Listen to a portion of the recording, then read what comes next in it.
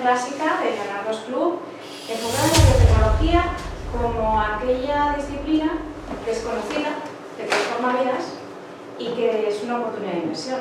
Entonces, simplemente, como siempre, voy a empezar comentando, para los que es vuestra primera vez en una sesión clásica, cuál es la esencia del club y por qué hacemos esto. Bueno, el club se crea fundamentalmente por dos tipos de inspiración. Una que proviene del mundo del Renacimiento y que responde a nuestro nombre, Leonardo da Vinci, este ser curioso, polímata y tan extraordinario que revolucionó el mundo del arte. Queremos ser Leonardos en ese sentido. Todos los miembros y socios del club tienen precisamente esa curiosidad y esa polimatía, y todos son expertos en su área. Y luego la segunda inspiración viene del mundo de los clubs o de los movimientos boutique, que son pequeñitos, que no tienen muchos miembros, pero que han sido capaces de mover el mundo, como pudo ser el movimiento del modernismo o de la generación del 98. Pretendemos eso, transformar el mundo. ¿Y cómo lo hacemos? Pues con estas sesiones donde tenemos siempre a dos personas, dos maravillosas personas en este caso, que tengo a mi izquierda y a mi derecha, que introducen la sesión, pero que no la capitalizan, sino que realmente lo que vamos a buscar aquí son semillas de oro, propuestas de cambio, que ayuden a que las cosas mejoren y que creemos de verdad que el efecto mariposa existe y que podemos, con esa transformación y con ese, bueno, pues identificar dónde puede haber surgido una idea que no estaba presente en otros sitios, ponerla a través de las redes sociales a la merced de aquel que quiera sembrar esa semilla de oro y ponerla en marcha. Y normalmente, ¿cómo hacemos esto? Pues lo hacemos cada mes y medio aproximadamente, duran las sesiones aproximadamente 2 horas, y siempre tenemos un maravilloso póster que nos acoge. En este caso, hoy tenemos con nosotros, bueno, estamos en Thinking Heads, que es una compañía de posicionamiento de líderes, y son empresas, los póster o organizaciones, empresas o marcas que tienen algo que contar, que tienen un alma y que tienen sobre todo valores similares a los nuestros. Entonces voy a pasar el testigo a Iván, que nos va a dar la bienvenida a sus instalaciones, y a continuación, bueno, pues empezaré a introducir la sesión e introducir a las ponentes. Perfecto, pues muchísimas gracias, Elena, un placer tenerte aquí, tener aquí esta iniciativa. Para nosotros es como casi nuestro día a día, ¿no? Porque nos dedicamos a esto, a trabajar con ideas y con personas que tienen ideas y a proyectar las ideas en la sociedad para intentar hacer un lugar mejor y ayudar a organizaciones y a líderes pues, a posicionarse mejor en la sociedad, con lo cual una iniciativa como este club pues, tiene mucho que ver con nuestro ADN y con lo que estamos haciendo desde hace 20 años ya. Nacimos como una agencia de representación de conferenciantes, fue el origen de toda la compañía y fue lo que venimos haciendo desde hace 20 años con mucho éxito, primero en España, luego en América Latina y después en el mundo entero. Pero con el tiempo, sobre todo con la cuestión de las redes sociales, los propios speakers con los que trabajamos empezaron a pedir más cosas, querían que les ayudáramos a entender cómo se podía trabajar todas esas herramientas para influir más en la mejora de la sociedad. Y bueno, pues ese fue el germen un poco de toda la evolución de la compañía. Ahora somos una consultora de reputación y de posicionamiento de líderes que tenemos diferentes áreas. Seguimos trabajando en la parte de speakers, por supuesto, tenemos una agencia de representación en que trabajamos en 50 países de todo el mundo. Tenemos una agencia literaria en la cual hemos acompañado a autores de no ficción a publicar más de 100 libros desde que salió ya en el año 2014, me parece.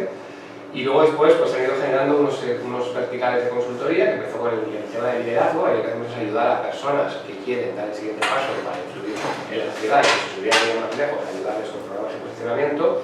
Empezó así como un servicio para speakers, pero luego pues, viró hacia C-level, sobre todo de compañías, ejecutivos de compañías. Ahora estamos dando servicios también a personas que las compañías quieren que sean las siguientes líneas para ayudarles a preparar todo ese proceso. Y de ahí salieron otras líneas de negocio, como las más tradicionales de consultoría, como es la consultoría de comunicación estratégica para empresas, todo lo que tiene que ver con asuntos públicos y inteligencia regulatoria, que también ayuda a las compañías pues, a desenvolverse en el entorno, digamos, regulatorio, porque tenemos también una red de relaciones muy potente que hemos ido construyendo en todos estos años, tanto en España como en América Latina sobre todo. Y luego lo último que incorporamos pues, fue un vertical de data, porque al final pues, los datos hoy en día todo el mundo lo sabe, ¿no? Sobre el petróleo, adicional, el nuevo petróleo son los datos. Y lo que intentamos es que ese vertical de data alimente al resto de la compañía para darnos un sustento donde realmente podamos tener un suelo real, donde cuando yo hago una recomendación a un cliente de que esté aquí y le digo que vaya hasta aquí haciendo estas cosas, pues le puedo medir dónde está aquí y después le puedo decir si todo lo que he ido haciendo tiene un resultado tangible que realmente se pueda medir. Y ahora mismo estamos divididos en esas 5 vertientes, tenemos oficina aquí en Madrid, estos son los headquarters de la empresa, tenemos una oficina en Miami y tenemos una pequeña operación en Corea del Sur, que está dedicada solamente al tema de los speakers para ayudarnos en Asia. Y bueno, como os decía, pues llevamos 20 años modelando líderes y modelando ideas, y pues acoger hoy una iniciativa como esta para nosotros pues es casi nuestro ADN. Así que Elena, muchísimas gracias por la idea, encantados de teneros aquí hoy, y bueno, pues os dejamos con la sesión y espero que sea de gran provecho. Muchísimas gracias por todo. Gracias. Espero que disfrutéis mucho. Gracias. ¿Sí puedes explicar la puerta, por favor? Sí, por supuesto. Genial. Bueno, pues vamos a ver un poco el tema. Biotecnología. Os tengo que confesar, Pilar y Victoria, que esta sesión ha sido la más complicada de organizar. ¿Vale? Fijaos que ya el tema no era fácil encajarlo porque la gente no sabe muy bien, y voy a intentar hacer, me caracterizo bastante a nivel de conferencias por hacer las cosas sencillas, y voy a intentar hacerlo sencillo para que, como estamos grabando, luego tengamos la posibilidad de transmitirlo también, y hagamos un pequeño corte de esta parte porque creo que es muy importante, porque la gente no sabe qué es biotecnología. ¿Vale? Lo vamos a explicar, además ahora te voy a pasar el testigo. Pero aparte de no saber, que ahí lo lleva, ¿no? Es biotecnología, la inversión desconocida que transforma vidas, ¿no? Genera miedo. Me encontré una emoción cuando he ido hablando de las personas que iban a asistir a la sesión o que iban a presentar la sesión. ¿Me han ido a qué? A hablar de ello. ¿Ah, sí? Porque como no lo conozco, me genera rechazo. Y si es un tema donde además me tengo que poner, y lo mismo además, oye, voy a hablar de algo que puedo columpiarme directamente. Eso es muy interesante conocerlo, porque uno de los problemas que tiene el país es que invierten un poco en el sector. Y quizá uno de los motivos por los cuales invierten un poco en el sector es por desconocimiento. Pues fíjate, he dicho, vamos a ver, bio viene de biología, ¿no? Y tecnología, pues al final son dos palabras que se juntan, biotecnología, ¿no? Y biología, qué bonito, ¿no? Viene de la vida. Y tecnología es aplicar, al final, a esa ciencia, al conocimiento de la vida, la tecnología, los desarrollos tecnológicos, para distintos fines. Pero como tengo aquí a Pilar de la Huerta, persona maravillosa que habrá venido además nerviosa con el tema del retraso, ni te preocupes, ¿vale? Ella tiene muchísima formación en administración de empresas, pero una experiencia vasta, que yo, vamos a ver, cuando me he puesto a mirar la cantidad de empresas en las que has estado, digo que ya dirás todo el número. Pero a día de hoy es CEO en una empresa que se llama Biofrontera. Y me gustaría, Pilar, que nos echaras un poquito de luz, luego ya me iré con Victoria, a qué es biotecnología para ti y cómo se lo explicas, porque también las clases sobre este tema en la facultad. Sí. Así que, alúmbranos. A ver, biotecnología, o sea, la palabra biotecnología es la aplicación de tecnología a procesos relacionados a organismos vivos con el objetivo de obtener de ese organismo vivo un servicio, un producto, un algo que sea de valor añadido para las personas. Aplico la tecnología a un organismo vivo con el fin, haciendo eso, de obtener algo que sea de beneficio para las personas. ¿Y eso qué es? Eso existe desde que existimos casi los hombres. ¿Por qué? Porque cuando yo hago yogur, estoy utilizando una bacteria, un organismo vivo, para producir un algo que produce la bacteria, que es alterar, digamos, la composición de la leche mediante un proceso de fermentación para generar un producto que es el yogur, que es beneficioso para los seres humanos, para el tracto intestinal, etcétera, etcétera. El kéfir, lo mismo. Cuando los de Constantinopla utilizaban el colchicum, no sé pronunciar muy bien, que era el extracto de una planta para combatir los ataques de gota, eso también es una manera de biotecnología. Cuando yo fermento las uvas para generar vino, estoy utilizando un organismo vivo, un proceso de fermentación, que es un proceso de transformación de ese organismo vivo, porque las uvas, las plantas al final son organismos vivos también, en generar algo de valor añadido para mí, que es el vino, que me gusta mucho beberlo. Entonces la biotecnología existe de siempre. Lo que ocurre es que el término biotecnología, el concepto como tal, no surge hasta más o menos 1919, cuando un señor húngaro, que tiene un nombre muy... bueno, lo tengo por aquí apuntado, pero no me acuerdo el nombre, porque para los nombres soy horrible, pues define el concepto de biotecnología, se da cuenta de que realmente podemos definir una ciencia que de manera sistemática se encargue de estudiar y analizar cómo podemos aplicar procesos tecnológicos a los organismos vivos para obtener cosas que sean de nuestro beneficio. Entonces, el término biotecnología es como muy popular ahora mismo, bueno, ahora mismo no, ya lleva muchos años siendo popular, porque en un momento dado del tiempo, una gran revolución, que fue en el año 1953, cuando se descubrió lo que es la estructura del ADN. ¿Vale? Pero la biotecnología existe desde siempre. Tenemos dos, no sé si me estoy extendiendo mucho. No, tenemos 10 minutos. 10 minutos, vale. Tenemos como dos momentos históricos o dos épocas en donde la biotecnología la podemos entender, o digamos ha habido grandes revoluciones biotecnológicas. Una, antes de este 1953, antes del descubrimiento de la estructura del ADN, donde existía biotecnología, el concepto lo desarrolla este señor Ungar a partir de 1914, pero digamos que ha habido dos grandes revoluciones biotecnológicas hasta ese momento, y las dos os van a sonar. La primera gran revolución biotecnológica que ha supuesto el cambio brutal en la esperanza de vida de los humanos y en la calidad de vida de los humanos, ¿qué es? El descubrimiento de los antibióticos. Los antibióticos son un hongo que se genera normalmente, ahora ya se genera de muchas maneras, pero en esos momentos se hacía mediante fermentación, que genera una sustancia, el hongo genera una sustancia, que es el antibiótico, que tiene propiedades bactericidas, es decir, se utiliza para combatir las bacterias y con ello las infecciones. Los antibióticos, el antibiótico, la penicilina, lo descubre el Dr. Fleming, como supongo que todos sabéis, en 1929, pero realmente en ese momento ni se aplica, él hace un descubrimiento y entre que él era muy rarito, la sociedad del momento era muy poco dada a meter cambios en su manera de trabajar. Y además no la sabíamos producir en masa, pero claro, descubrir una cosa no quiere decir que yo lo sepa utilizar para aplicar de una manera generalista en una población, quiere decir que lo he descubierto. Pues hasta 1939 no se descubre la estructura de la molécula del antibiótico y es en ese momento cuando se puede empezar a producir en masa.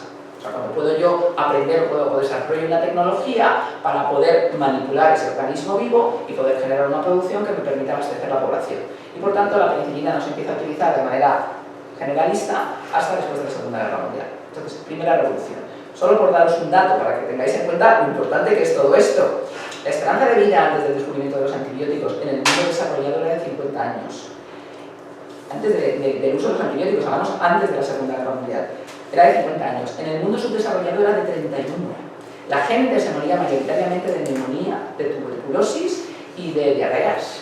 Hoy en día ninguna de las tres dolencias matan a la gente de manera masiva. Alguien se morirá, claro que sí, pero no son las grandes causas de muertes que ahora mismo hay. Y por supuesto la esperanza de vida está por encima de los 80 años en la gran mayoría de los países. O sea, los antibióticos son la gran revolución que nada, ni incluso ahora que hablamos de anticuerpos monoclonales y de cosas muy sofisticadas, han supuesto semejante beneficio para el ser humano nunca.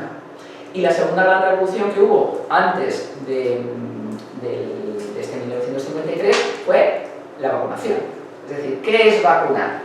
El padre de la vacunación fue el señor Jenner escrito, que a él lo que se le ocurre o lo que ve es que las personas que estaban con las vacas y eran contagiadas de la viruela bovina sufrían la enfermedad que era mucho más light que la humana y no se morían y sin embargo quedaban como inmunes a la enfermedad humana. ¿Qué se le ocurre a él? Oye, pues vamos a buscar virus que se den en el mundo animal de enfermedades que sean como más light que las humanas, los aislamos cuando no se conocía el concepto de aisling virus, sino cojo una muestra de tejido infectado, se la inoculo a una persona, la persona tiene la enfermedad de una manera muchísimo más light, pero ya está inmunizada. ¿Cuál era la limitación?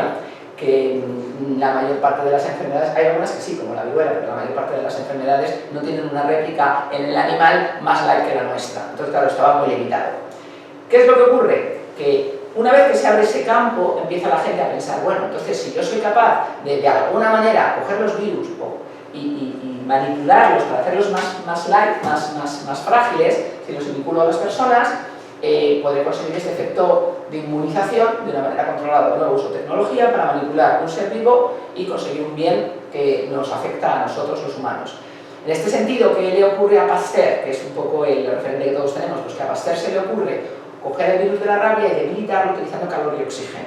Entonces lo manipula y consigue lo que busca, que es que hace el virus más débil y ese virus más débil se le puede inocular a las personas y las personas se convierten o se consiguen estar inmunes a la rabia. Entonces, hay dos grandes revoluciones que nos hacen, no es que cambien vidas, es que ha cambiado la vida del ser humano y es biotecnología, lo que pasa es que es el concepto más tradicional de la biotecnología. ¿Qué ocurre en 1953? Que descubrimos y se publica la estructura del ADN. Al descubrir la estructura del ADN yo ya puedo hacer cosas más sofisticadas. Yo ya puedo coger y manipular el ADN de las cosas para conseguir lo que yo quiero. Y entonces surge lo que es la biotecnología moderna. Que no sé si ya me he extendido demasiado. Tú me dices. No, por favor, un poquito más. Y ya, directamente.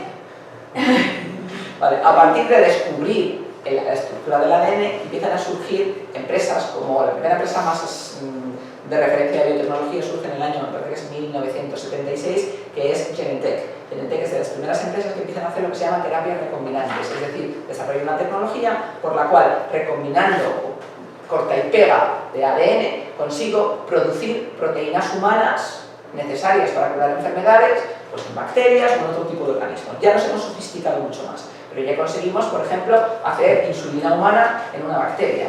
La insulina humana en una bacteria se consiguió, se aprobó por la FDA para ser utilizada en personas en el año 82.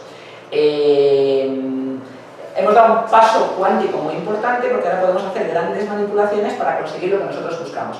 Pero yo estoy hablando del mundo de la, digamos, de tecnología humana porque yo trabajo en ese sector y yo estoy en el sector, digámoslo así, farma. Pero no nos olvidemos de las plantas transgénicas o no nos olvidemos de todo el mundo de los biocombustibles. O sea, todo lo que implica un organismo vivo que puede ser modificado mediante la aplicación de una tecnología para obtener algo que a mí me genera un beneficio, eso es biotecnología y está en un mogollón de campos, no solamente dentro de la salud humana. Perfecto. ¿Ves? Yo creo que ya nos ha quedado claro, ¿no? Hemos venido aquí un poco como receptivos. Brillante, espectacular. Entonces hemos pasado de una definición absolutamente básica a tener un conocimiento bastante más amplio y a mí yo me quedo también con que esto no es nuevo, que pasa un poco como la inteligencia artificial, que parece que esto es reciente, pero oye, que lleva ya bastante tiempo. Vale, y justo también en el título de la sesión hablamos de inversión, ¿no? Dices, ¿qué pasa con la inversión en biotecnología? Me llamaba la atención porque dices, bueno, si esto es algo que transforma vidas y que puede ayudar a la humanidad, porque no están ya todos los órganos políticos, organizaciones, ayuntamientos, localidades, países apostando por esto, ¿no? Y entonces, bueno, aquí entra Victoria, que también tengo aquí una maravillosa mujer a mi lado, Victoria González de Buitrago, que ella, aunque está administrando una empresa porque es miembro del Consejo de Administración de Laminar Pharma, ella tiene formación farmacéutica, aunque también ha hecho políticas y también ha estado involucrada en, sobre todo en papeles destacados en proyectos de la Fundación del Puerto de Valencia y ha sido asesor del Consejo de la Ciudad de Valencia. Por tanto, ha conocido desde dentro cómo se gestan los proyectos y cómo se consiguen las inversiones. Y entonces te tengo que pasar el testigo a ver si nos alumbras un poco de luz. ¿Por qué la inversión en biotecnología no se ve? Porque estamos hablando todo el día de blockchain o de inteligencia artificial y de biotecnología, no hablamos.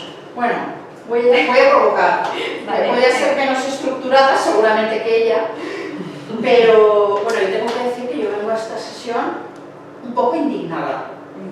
Yo misma y en este sector por una serie de motivos personales, pero a mí lo que me ha movido en este sector es la pasión, porque cuanto más lo conoces, más te va a enamorar. Total. Y además voy a hablar de una forma muy poco formal, pero muy gráfica. Mira, lo primero como persona es un sector que salva vidas. Y llegaré al final. Lo primero te voy a hacer un poco una estructura para explicarte al final una serie de cosas, porque ya he dado aquí se ha dado la clave, hay mucho miedo. Luego, bueno, tienes razón, yo tenía una persona muy cercana a mí que estaba enferma y entonces yo empecé a buscar ensayos clínicos para ver si tenía alguna esperanza de vivir, porque tenía una enfermedad que le estaba condenada a muerte. Luego, cuando estás en biotecnología, como farmacéutica, lo que descubres es que hay una innovación espectacular y que realmente hay potencialmente muchas soluciones ya por cosas que pensamos que no tienen punto de vuelta, pero al final voy a lanzar la duda de ¿hay un límite ético? Y pondré una anécdota que me pasó hace no mucho, pues hace exactamente año y medio, porque lo que se vio en aquella sala fue espectacular. Luego, como empresaria, es un sector que me parece apasionante porque es un sector en el que tú simplemente con un producto no alcanzas el éxito. Necesitas equipos de alto rendimiento, gente muy comprometida y gente con un nivel de conocimiento y líderes capaces de gestionar este equipo espectaculares. Yo no sé, aquí si hay alguien que esté un poco familiarizado de cómo son las curvas de evolución de las empresas biotecnológicas. Es decir, cuando está en fase preclínica a lo mejor tus posibilidades de éxito son de un 10%. Y menos. Y bueno, yo es que siempre Eres soy muy optimista. Está por redondear, exacto. Para que se nos quede en la cabeza. Para un número redondo. Claro, ¿qué pasa? Conforme vas pasando fase 1, fase 2, vas subiendo, cuando estás en regulatoria, ostras, ya, en fin, ya es difícil, ¿no? Tu tasa de éxito a lo mejor ahí es un 85%. Pero claro, es una carrera de fondo y no es un dinero fácil y rápido. Entonces aquí ya empezamos a tener retornos, ¿no? O sea, te pasas muchos años, que es una auténtica travesía del desierto. Se llama The Death Valley. Exacto, y en el momento ya que consigues tenerlo aprobado y en vías de comercialización es cuando empiezas a despegar, ¿no?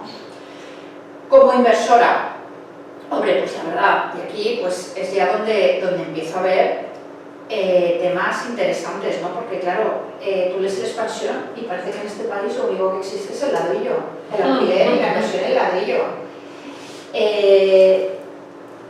Yo quiero pensar que algunos periodistas de temas de economía igual o no quieren o no saben del sector de económica, pero realmente los retornos están siendo incluso superiores a los de tecnológicos. Sí. Y eso yo creo que está siendo el secreto mejor guardado. Sí. Claro, ¿qué pasa? Pues que es un sector, como tú dices, que hay desafíos, pues falta de capital.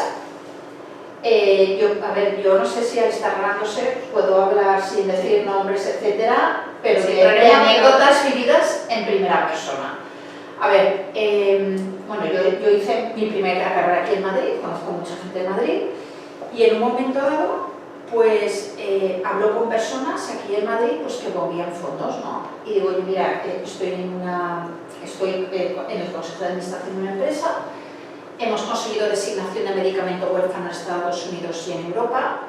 Tenemos el sello Fast Track. Esto significa que en Estados Unidos han considerado que nuestro medicamento genera tal impacto que cambiaría el paradigma en tratamientos oncológicos. O sea, no es decir, oye, tienes un nuevo tratamiento, no, es cambia el paradigma. Porque se puede tomar en casa y no tiene efectos secundarios. O sea, imaginaros, por ejemplo, para un niño pediátrico, lo que eso significa, o cualquier enfermo que pueda llevar el tratamiento desde su casa. Esta persona es una persona muy asentada en Madrid, con mucha experiencia, y lo que transmitió fue, bueno, de estos hay muchos que luego se van a pique. Es decir, esta persona me apoyó, al cabo de un año supe que había perdido clientes porque a lo mejor hay personas que están siendo líderes de gestión de finanzas pero no se están actualizando. O sea, éramos la primera biotecnológica española que había conseguido un fast track en Estados Unidos. No salió apenas en prensa económica. Es más, voy a meter un poco más el dedo en la llaga porque sí me gusta provocar. Yo para aburriros y aburrirme, pues no he venido. A ver, nosotros la enfermedad que estamos tratando es el glioblastoma y teníamos la duda de por qué no salía en prensa. Y en un momento dado detectamos que hay una noticia en prensa económica sobre un ensayo en fase 1, nosotros estábamos ya en fase 3, que parecía que tenía expectativas con el glioblastoma. ¿Y aquí qué pasa? Bueno, pues indagando, descubro que era un proyecto financiado por una fundación importante a nivel nacional, del sector bancario, claro, y yo entiendo que determinadas entidades pues tienen su publicidad, que luego la prensa se debe a esa publicidad, pero sintiéndolo mucho, no era el mayor avance que hay en este país respecto a esa enfermedad. No sé si te está pareciendo que estoy yendo muy No, norte. claro, me parece que tienes razón. Lo que pasa es que yo creo que en general, a ver, el capital español no conoce el sector. Eso es otro Entonces, punto. invertir en algo que tú no conoces, en general, por sensatez no lo haríamos ninguno, porque ¿cómo vamos a invertir en algo si tú me estás contando algo del medicamento huérfano y no sé ni de lo que me estás hablando? Entonces, ¿qué voy a hacer yo? Que voy a darte mi dinero así de gratis. Entonces, Lo fundamental para que esto despegue es que venga capital especializado, porque el capital especializado que tiene analistas especializados que puedan valorar que lo que tú estás contando sobre tu molécula tiene sentido y que la probabilidad de éxito realmente está fundamentada, es el capital que luego va a hacer que tú, que yo, que otro dicen, bueno, yo no tengo ni idea, pero este señor que sabe mucho y está diciendo que esto vale y que está apostando su dinero, va a invertir, pues yo voy detrás. ¿Qué nos falta? Ese capital. O sea, en España hay muy poco venture capital, o sea, capital especializado que apueste por inversiones de alto riesgo, porque esto tiene mucho riesgo, porque la probabilidad de éxito, aunque estés en fase 3, no es 100%. En fase 3, es decir, te has gastado 200 millones en un fármaco y aún así se te puede caer, pues esa probabilidad, como es baja, esto es una inversión de mucho riesgo. Con lo cual, el motor tractor de esto tiene que ser los venture capital, pero especializados, no generalistas, porque un generalista que sabe de muebles o que sabe de automóviles no tiene ni idea de cómo valorar si la inversión de tu producto es buena o no lo es. Y eso es lo que no hay muy poco. O sea, yo el otro día estaba viendo con Martín precisamente los fondos que había especializados en venture capital en el sector en España y en realidad no llega a 10. Luego hay algunos generalistas que invierten, pero no son especializados. Buscan, no, yo quiero el especializado y voy detrás. Joroba, pero es que como estamos como en el círculo de que como hay solo 10 especializados y de ahí no salimos, eso es muy poco. Pero fíjate, ahí, por ejemplo, nosotros hemos tenido la suerte de que hemos tenido detrás, y esto estamos autorizados para decirlo públicamente, una familia, que es la familia Matutes, que a través de la banca Mart ha apoyado. Tenemos también la suerte, hemos tenido suerte que por rondas de ampliación, o sea, que nosotros ahora mismo creo que podemos estar por en 2.500 accionistas pequeños, pero es lo que tú dices, ha sido más el trabajo boca a boca entre, por ejemplo, yo me encargaba de los farmacéuticos, ¿no? De hablar con farmacéuticos y explicarles un poco, oye, mira, esto está, no sé, porque al final yo ahí a veces he sido yo misma a veces un poco crítica con nuestro propio sector, nuestro sector, el que es farmacia, está un poco a veces tambaleante y la gente se ha quedado mejor en lo que es oficina de farmacia, distribución, pero hay miedo, a veces incluso entre los propios profesionales de farmacia, a ver qué hay más allá en todo el tema de investigación y desarrollo. Y también estoy de acuerdo contigo en que falta fondos más especializados. Sin embargo, fíjate, es que quizá, a lo mejor es que yo empiezo a tener una tendencia a pensar, somos responsables de los que nos pasa también como país. Yo no sé si conoces a Capital Cell. Sí. Vale, Daniel Oliver. Sí. Charla que nos hace... Capital Cell es una plataforma de lo que se llama crowdfunding, que es como una especie de mini bolsa, es decir, sí, todo sí, vale. Hizo una vez un análisis que dije, espérate que te voy a romper la estadística. Dijo que el perfil de inversor en biotecnología en España era hombre de 35 y 45 años, o más o menos 45 años se quedó, y catalán de Barcelona. Pero es que eso... ¿No lo compartes? No es que no lo comparta, es que, vamos a ver, el perfil de inversor en biotecnología en España es casi inexistente. Mira, en el año 2000, yo participé porque yo era en ese momento directora financiera de Celtia. Celtia en el año 2000, desde el mercado continuo, levantó 230 millones de euros para un proyecto de biotecnología. Entre Juanito, Meganito, Zutanito, es decir, había muy poco inversor institucional y todo era perfectamente normal. ¿Y eso por qué pasa? Es decir, ¿eso cómo pudo ocurrir? Pues eso pudo ocurrir porque en el fondo había un gran desconocimiento del sector. Una estructura como fue en su momento Celtia supo hacer una comunicación muy potente hacia el mercado. A la gente lo de curar el cáncer le atrae y claro, un poquito de muchos hace un mogollón y eso es lo que consiguieron. Pero la realidad es que, a ver, fenomenal por ellos, yo participé, gracias a eso Farmamar está donde está, genial, pero luego ¿qué hubo después? Pues nada, el vacío. ¿Por qué? Porque aquí hace falta sobre todo capital especializado. Mientras no haya capital especializado, que invierta el señor catalán de 30 años, eso no me dice mucho. Pero genera cultura. Yo consigo... Fíjate, en anécdota, cuando yo estaba en Celtia nos llegaban carta de un señor, cuando luego la acción bajó, porque claro, esto es un sector de alto riesgo y lo tenemos que conocer todos. Es que he hipotecado mi casa para invertir en Celtia ha bajado y lo he perdido todo. Y entonces nos reclamaban ese perjuicio. Y era como animal de Dios, pero ¿quién se le ocurre hipotecar su casa para invertir en biotecnología? Por mucho que yo... No, para invertir. Bueno, pero invertir en Telefónica a lo mejor no tiene tanto riesgo, pero en biotecnología tiene mogollón. Entonces, ¿qué refleja eso? Un absoluto desconocimiento de la población de lo que es el sector. Vale, vamos a ir por el camino. Vamos a terminar tu Bueno. intervención. A ver, Porque la idea no es que no vayáis a hablar, que vais a intervenir. No, sino tiene que empecemos a pasar la pelota. Bueno, vamos a ver, yo aparte de lo que veo de falta de conocimiento, yo veo un marco fiscal que es muy mejorable. Por ejemplo, me parece fantástico que por la ley de startups se puede desgravar un 50%, que por invertir en espectáculos de cultura un 20% y por invertir en biotecnología. O sea, yo ahí sí que creo que realmente hay una cuenta pendiente. He comentado el tema de la prensa, creo que ahí la prensa todavía tiene un papel importante que jugar, la prensa económica. Bueno, lo de la psicología de colectiva voy a ponerlo como un aprendizaje también por parte de la población de invertir. O sea, a mí no me sirve, aunque sea Telefónica, porque es que mañana viene otra tecnología que vaya más allá de Telefónica y estás en las mismas. Creo que el sentido del riesgo y prudencia de inversión todavía está por desarrollar. Y, ojo, por lo que he leído el sistema de ahorros de los españoles es de los que menos retornos están dando, por ejemplo, en Europa respecto a los holandeses. Es decir, realmente es que aquí no hay una cultura de ahorro y inversión como hay en otras zonas de Europa. Y, a ver, yo no lo había puesto solamente como inversión, pero sí que puedo contar una cosa que en nuestro caso concreto ha tenido un efecto: la lentitud a veces del reclutamiento. Porque, sobre todo... Dices en los ensayos clínicos, pero eso ocurre en el mundo entero, no solo ocurre en España. Bueno, bien, pero yo ahora estoy hablando de España y me gusta, o sea, y ahí... Pero España en ensayos clínicos es súper buena, es decir, es de los sitios donde hay gente que hace ensayos clínicos porque tenemos una capacidad de ensayos clínicos brutal.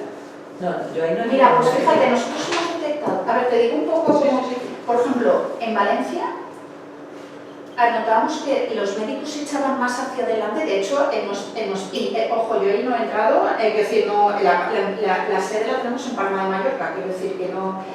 Y había otras regiones, como por ejemplo en Galicia, donde es que no conseguíamos reclutar médicos. Hay un interrogante, mira, es como todo, por favor, vamos a ver, yo no digo que no estemos bien, pero yo siempre voy a buscar el punto de mejora. ¿Hay alguna posibilidad de que la burocracia, que suele ser una queja que tienen, de alguna forma se elige? Si hemos conseguido ser punteros en trasplantes, ¿podemos llegar a ser punteros o mejorar? Eso es un poco... Es que somos punteros en ensayos clínicos, ahí estamos.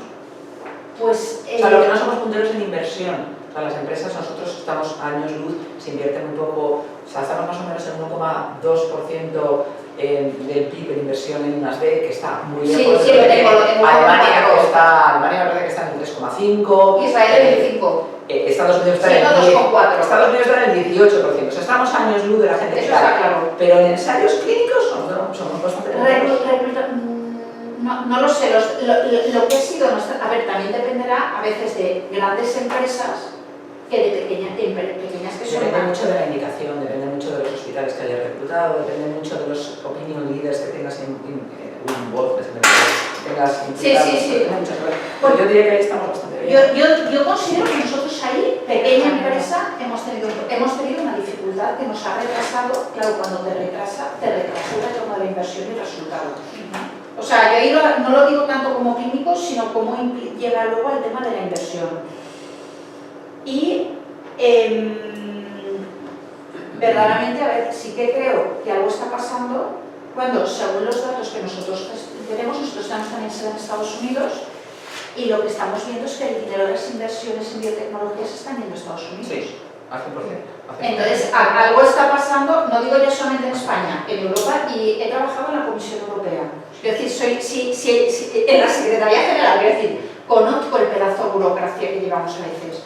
Pues a lo mejor es que nos lo tenemos que mirar tanto a nivel nacional como a nivel Unión Europea. Pero el hecho está en que está haciendo... Bueno, vamos a hacer una recapitulación, si os parece, tal como yo la he entendido. Estamos hablando de que a nivel de inversión, pues parece que seguimos con el problema del desconocimiento de lo que es la materia, que se echa de menos, que esto puede tener como motivo o como trigger que los líderes no están actualizados, que hay falta de capital especializado, que una vía podría ser las familias importantes o de referencia para poder salir de este círculo, que necesitas un hermano o padre de confianza, en el caso de Celtia, es decir, que si va una marca de todos conocida, pues parece que la inversión es más fácil, que todavía hay un problema con el marco fiscal que no ayuda, ¿vale? Y que puede ser que a la hora de reclutamiento de médicos, que vaya a nivel general, porque no solamente en biotecnología, en líneas generales no sé qué pasa, que no hay médicos, que se nos van, ¿vale? Y eso es muy interesante. Nosotros acabamos de venir de la India y allí es todo lo contrario, aquí la gente estudia para ser médico, casi como si fuera la primera profesión. Y entonces me voy a ir, que tenemos aquí a Antonio, ¿vale? Antonio Muñoz, director comercial de iFan. Vamos a continuar con la parte más científica para luego irnos a personas que no tienen nada que ver con el sector. ¿Cuál es tu visión, Antonio? Es decir, tenemos aquí algo desconocido, algo muy potencial y muy beneficioso para la vida y que no terminamos de despegar. ¿Cómo lo ves tú? ¿Cuál sería la vía que tú encontrarías? A mí me encantan las vías paralelas en estas decisiones, porque a veces nos vamos un poco por el mismo caminito y se nos olvida que siempre hay caminos paralelos. Lo primero que tenemos que hacer es ver de dónde venimos, ¿no? Y ahora ha explicado muy bien la historia de la biotecnología, pero también tenemos que saber la historia de los españoles y la cultura que hemos tenido anteriormente. Entonces, Me encanta, y luego cuando acabes somos personas que primero pues, no tenemos capacidad de ahorro, no sabemos invertir, queremos las cosas fáciles, nos gusta arriesgarnos. Entonces esa mentalidad, pues en Europa o en otros países donde invierten en biotecnología, que es un sector en el cual pues, la gran parte de las investigaciones no salen, o si salen después de muchísimos años, pues preferimos hacer inversiones en cosas que sabemos que van a funcionar.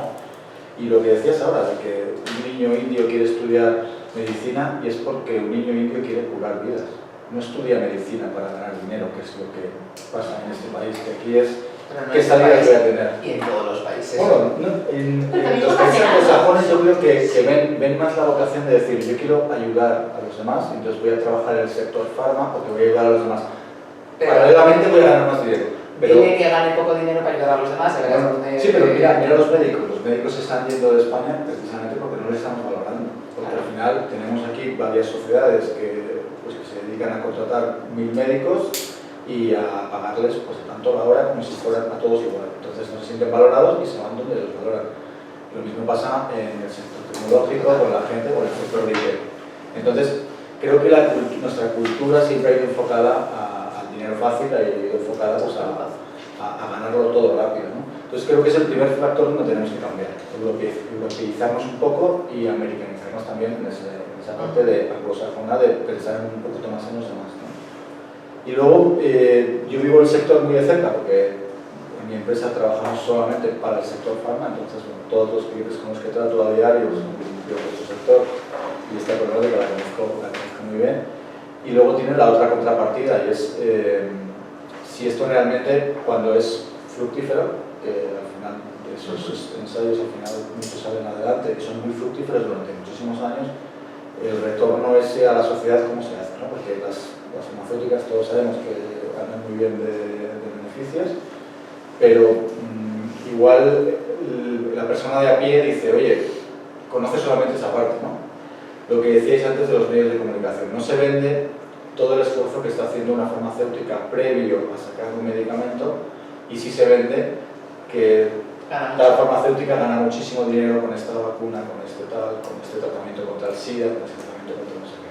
Entonces ese tipo de cosas yo creo que también influye mucho en la gente para no invertir en ese tipo de empresas. Estoy de acuerdo. ¿Nos podría ayudar un youtuber? Yo lo suelto ahí. Nelson, experto en redes digitales. ¿Tú crees que podríamos utilizar las redes y los nuevos movimientos y los nuevos protagonistas de la sociedad para hacer que esto tuviera otro tipo de apoyo, de difusión y de conocimiento? A ver, evidentemente estamos en un espacio muy científico, pero es que más allá de cuál es el medio que vamos a utilizar, es porque así como pueden ser las redes, también puede ser Netflix. Hablábamos del problema del vendedor en una universidad para vendedores.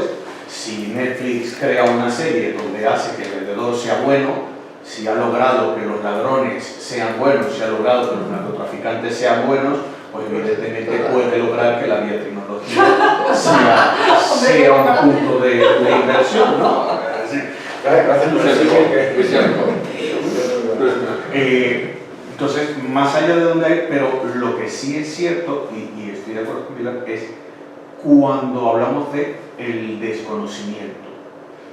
Y cuando hablamos del desconocimiento, y ya lo veremos cuando hablemos del library, si fue complicado conseguir gente que viniera, hay una parte de la sesión, digamos que hablamos de los libros y recomendamos libros donde podemos buscar más información, libros con respecto a lo que es tecnología, con respecto a lo que es inteligencia artificial, que tuvieran enjundia y que en realidad pudiéramos sacar algo. Todos me los traje en inglés, es decir, no tenemos documentación, pero como cuando busqué libros de experiencia de cliente y solamente Elena había escrito en español experiencia de cliente, pues ahora querer hablar de tecnología y el ejemplo Kurzweil tiene un capítulo completo hablando de biotecnología y es uno de los futurólogos más importantes que hay en el planeta. Entonces,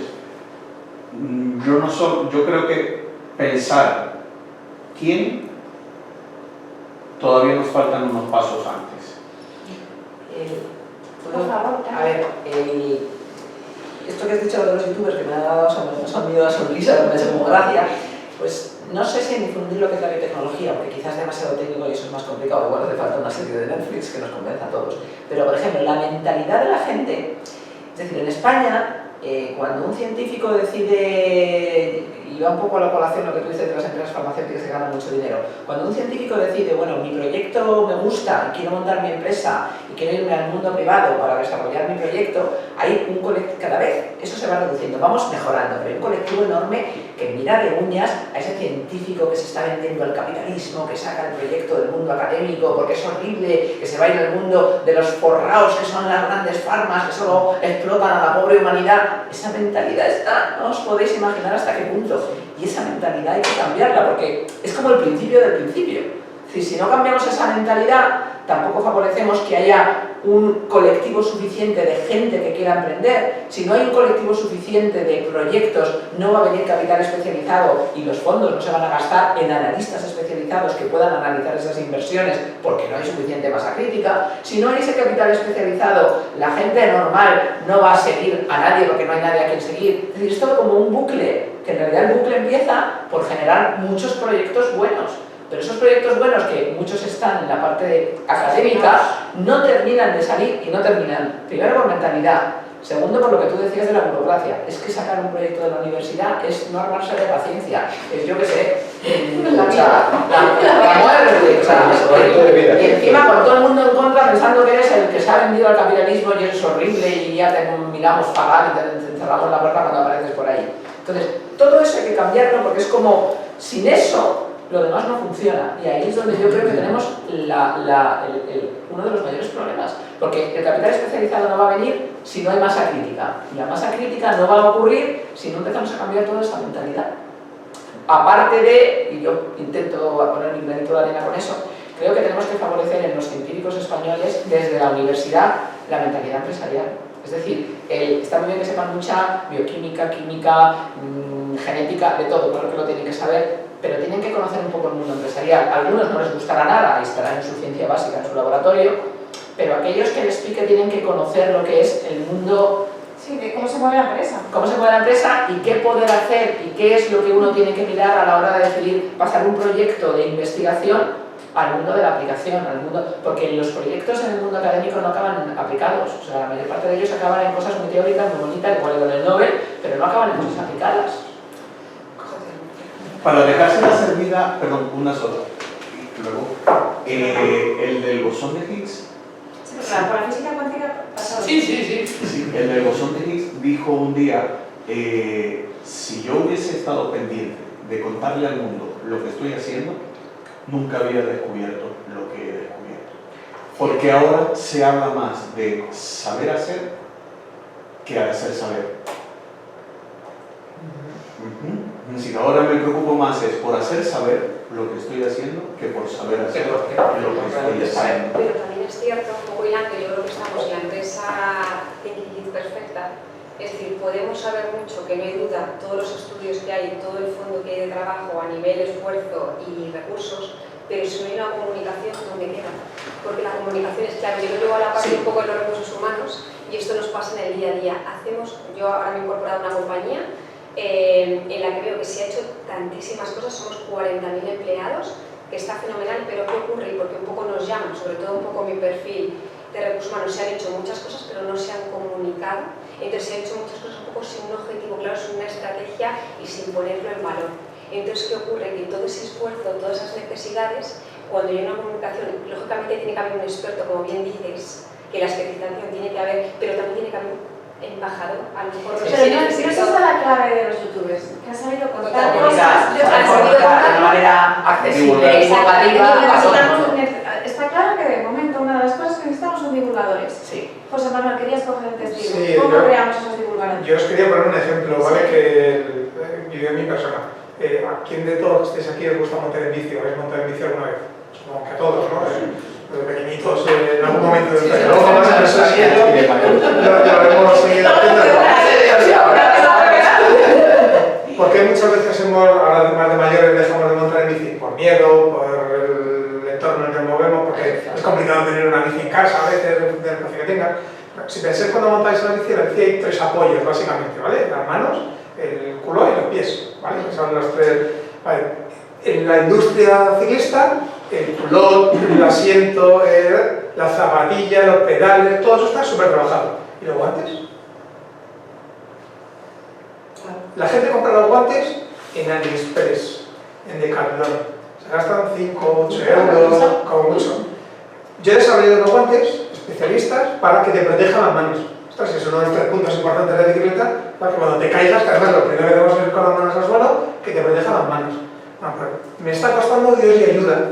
Y recojo todos los puntos que habéis comentado aquí. ¿Vale? La inversión ha sido totalmente privada. Los beneficios que me daba mi empresa de formación los invertía en desarrollar los guantes por cabezonería, básicamente. Porque creías en ello. Porque quería yo tener mis propios guantes que me curaran, o sea, que me ayudaran cuando me cayera, no me destrozaran las manos. ¿Vale?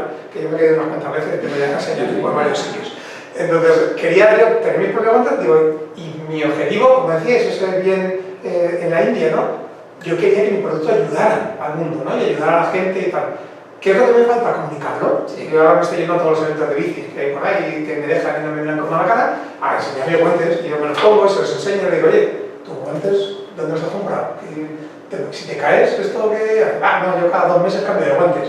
Y si tuvieras unos guantes que te ayudaran y que te protegieran y que permitieran que pudieras estar montando tranquilamente en bici, tengo ya casos de éxito, ¿no? Gente que, pues, una persona que gracias a mis guantes puede montar en bici, porque no era capaz de estar más de 1 hora montando porque le molestaban las manos, pues gracias a nuestros guantes puede dar mucho más. Una persona que se cayó, rompió toda la ropa que llevaba y los guantes solo se hizo un agujerito.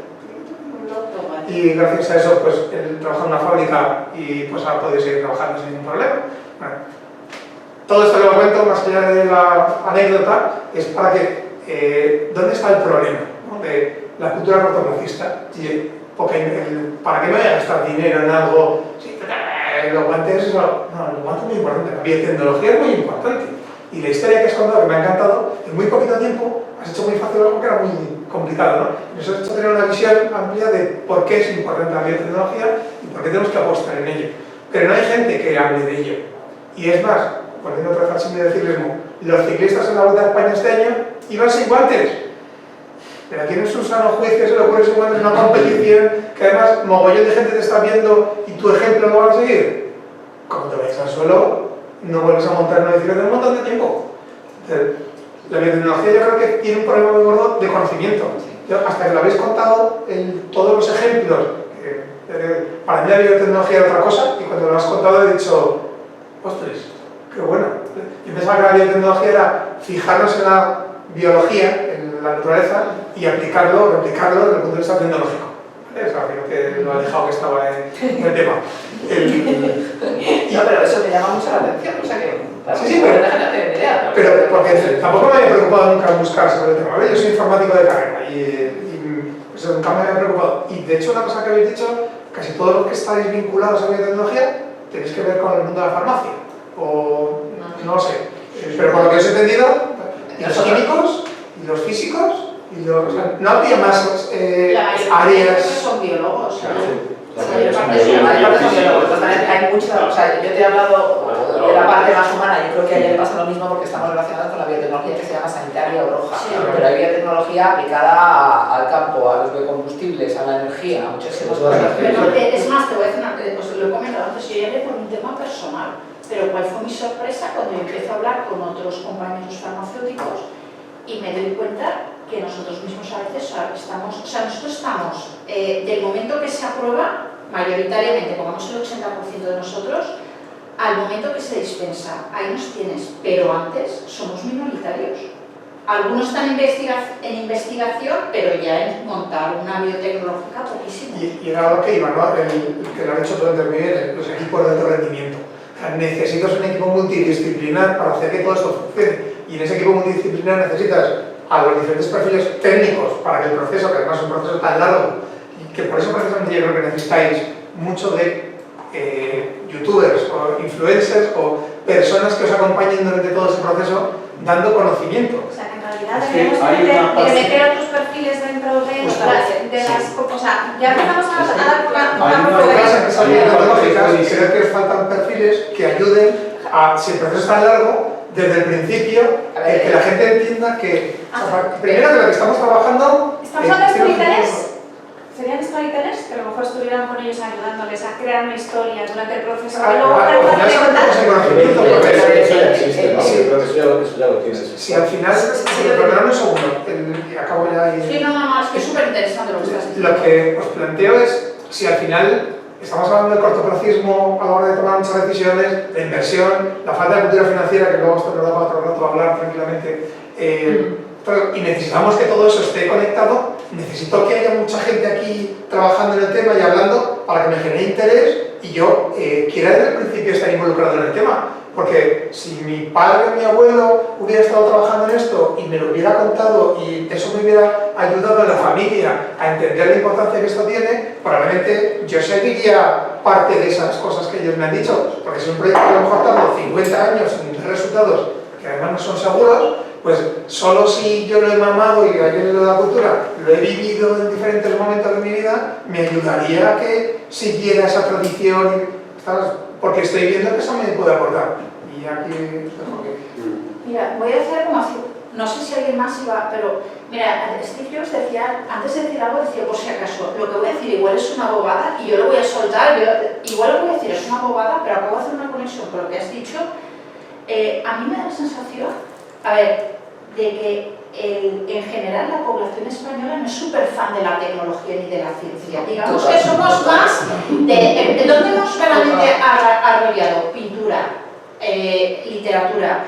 Es que a lo mejor hasta la propia palabra nos está frenando. Si en vez de biotecnología se llamara el arte de la vida, es que a lo mejor la gente tendría menos barreras. A ver, lo digo como una entrada subconsciente. Pero claro, tú oyes tecnología y luego biología. Vale, y la gente se mira, es que de lo complejo no nos gusta. ¿Quién opina de compliance? ¿Quién opina de la normativa? Que nadie. En cambio, ¿quién sabe de recursos humanos? ¿Quién sabe de marketing? Todos. Todo el mundo. Todo el mundo opina. Yo me dedico a los recursos humanos, todo el mundo sabe de recursos humanos.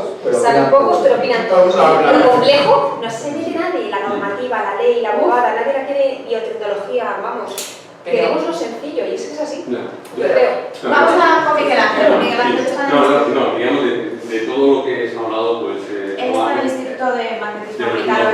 Sí, estoy con algún equipo también de investigación, pero es más en nanotecnología. Temas de, yo hago síntesis de nanocerritas, magnéticas, y ya está. Y a veces salen y muchas veces no salen.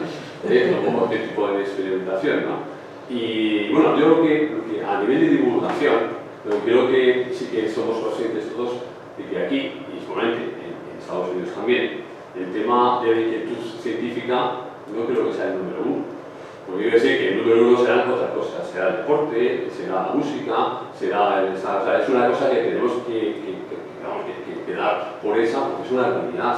Entonces, pero sí que puede haber una parte, yo creo que relativamente pequeña, tal vez un 10% de la población, a lo mejor no mucho más, pero eso incluso se ve en las escuelas, en los colegios, etcétera, que realmente puede estar preocupada por la ciencia, y fíjate, y dentro de la ciencia esté preocupada por el tema de nanotecnología que he dicho antes, o el tema de la biotecnología, pues hay un pocos, porque es complejo. Y normalmente yo creo que es muy complejo. O sea, yo soy físico y sé, digamos, la experimentación biofísica con el tema, por ejemplo, de hipertermia, que lo conoceréis con el tema del cáncer, etcétera, y que, bueno, he estado con algunas personas que yo aún he metido en el tema, pero realmente, claro, el conocer, primero tienes que conocer cómo se comporta el cuerpo humano, cómo cuando metes algo, digamos, que está en la sangre y que puede ser magnético y que libera droga, por ejemplo, o sea, digamos, medicamentos, no drogas, sino una cosa que es un delivery, delivery, ¿no? Cómo después el cuerpo se lo zampa, porque hay muchas veces que tú mandas alguna cosa y lo fagocita, ¿no? El sistema inmunológico. Eso es muy complejo, ¿no? Desde el punto de vista físico, podría ser fácil decir, mando algo, lo inyecto, aplico un campo magnético, lo caliento, porque son partículas magnéticas, y al final me mata las células malas porque viven, digamos, son menos resistentes al calor o a la temperatura que las células buenas. A 42 grados empiezan a morirse las malas y las buenas todavía sobreviven. Es un tema de hipertermia, ¿no?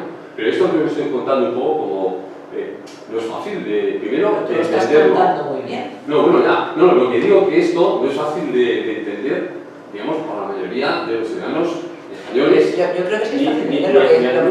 Lo que es difícil es bajar al nivel de estudios y hacerlo divulgativo. Claro, y meterse.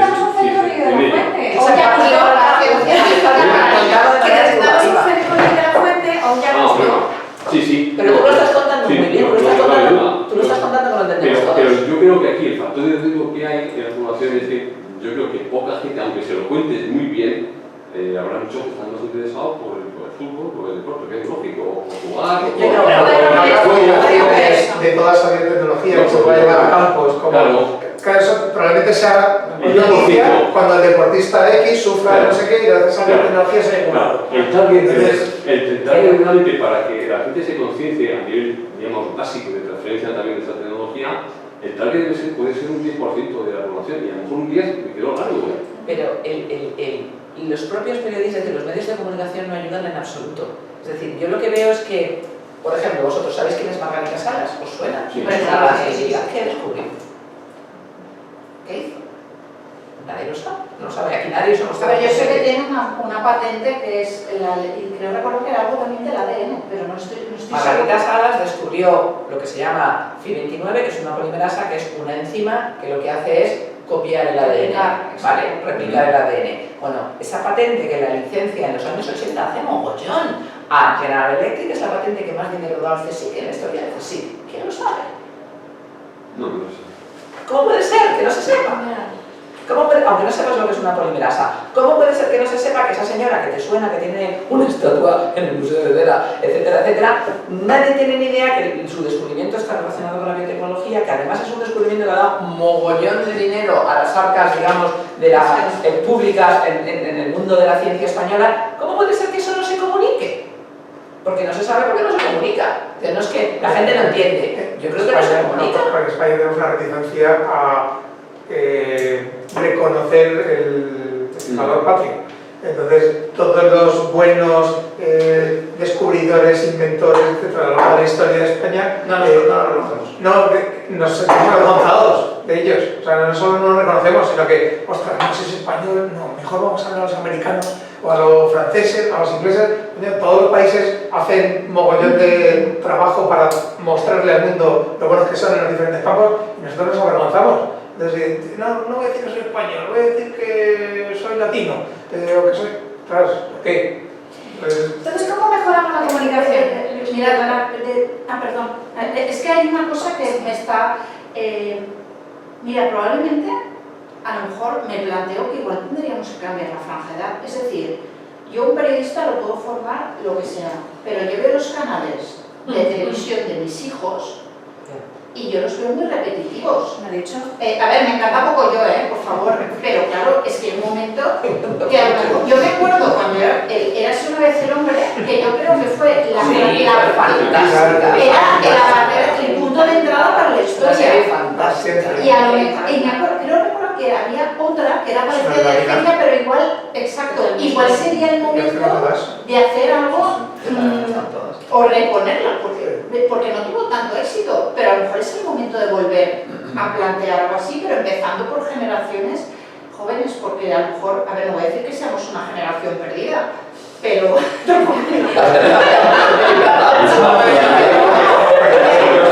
Habría que cambiar el formato, o sea, no podría expresarlo de la misma manera. Perdona. No, porque además la plástica de esos dibujos animados ahora estaría entonces... Claro, está No, ya voy apuntando. A ver, necesitamos storytelling, necesitamos comunicación, necesitamos nuevas formas de comunicación más actualizadas, tipo youtubers, necesitamos líderes de opinión que sepan contarlo bien, como hablábamos, o recuperar un montón de formatos que vayan más más pequeños. Sí.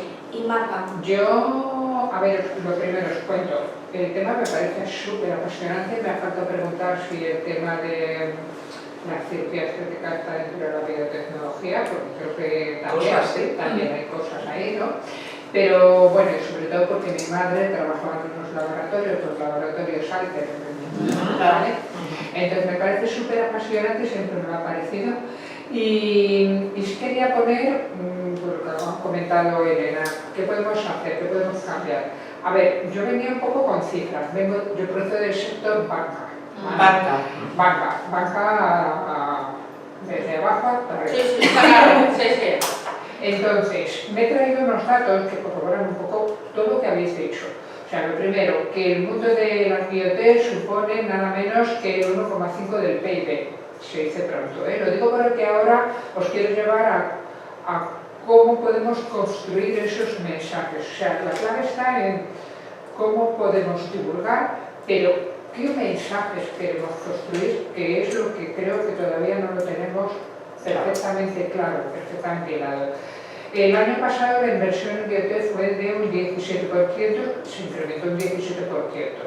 Por supuesto, lo que decías tú antes, 52% va para el mundo de la salud humana, 32% a la alimentación, Se captaron 228 millones de euros el año pasado en España para financiación de proyectos. Y todo esto, que decíamos, pero ¿quién quiere invertir? Tú decías antes, que si el catalán de 35-45 madurito que se pone votos, ha faltado decir eso, o si lo podemos popularizar. La rentabilidad del sector es nada menos que de un 27%. Ojo al parche. Esto lo dice Bain & Company, que para nosotros es una de las grandísimas consultoras de referencia. Entonces, yo con estos datos, como soy muy de datos, me parece que Bain tiene razón. ¿Y por qué? ¿En qué se apoya? Que el crecimiento y la rentabilidad de cualquier inversión que vaya en biotecnología. Pues lo dice con algo muy interesante. Primero, porque hay un alto retorno, porque no tiene correlación con la incertidumbre. La biotecnología es el único sector que no tiene correlación con la incertidumbre política, económica, etcétera. Tú inviertes mañana en un fondo de inversión inmobiliario y con suerte, en 2 o 3 meses, dependiendo de lo que diga la FED sobre la subida de los tipos de interés, tu fondo va a ir así o así. La biotecnología no, porque es algo que va a largo plazo y que el horizonte va trazado con unos objetivos completamente distintos. Y lo que pueda pasar alrededor, lo que pasa en Gaza, nos da igual. Es un sector en el que invertir terriblemente estable. Y tú me dirás, vale, Margarita, pero entonces nada, lo único que necesitamos es que los agentes financieros y socioeconómicos sepan vender esto que estamos diciendo. No, sepan entenderlo. Porque Pero el problema está en que estoy totalmente de acuerdo contigo, pero da esa rentabilidad en aquellos fondos, en aquellas entidades que invierten con criterio. Y el problema es el criterio. Entonces, para invertir en biotecnología tienes que saber y tienes que tener dentro del fondo personas expertas que sepan discernir cuáles son los buenos, porque no todo en biotecnología es bueno, hay una morralla, Entonces, que sepan discernir los buenos proyectos de los malos. Y eso es lo que nos falta. Esa referencia, claro, sí. Y hay que diversificar, ¿no? Yo no digo que sea fácil. Pero también hay un tema importante. Sí, pero tú has estado en marca, es decir, con este mensaje, tú mensaje, habrías visto que el Consejo de Administración se hubiera podido a lo que posicionar voy ahora ¿Qué mismo. margen? A ver, lo que está claro, países como Estados Unidos, también un tema de cultura. Sí, en Estados Unidos la biotecnología es el santo grial, así lo tiene. Europa nos pasamos de patentes, estamos de patentes a la cabeza, pero luego sacar, pues no. Es otro tema.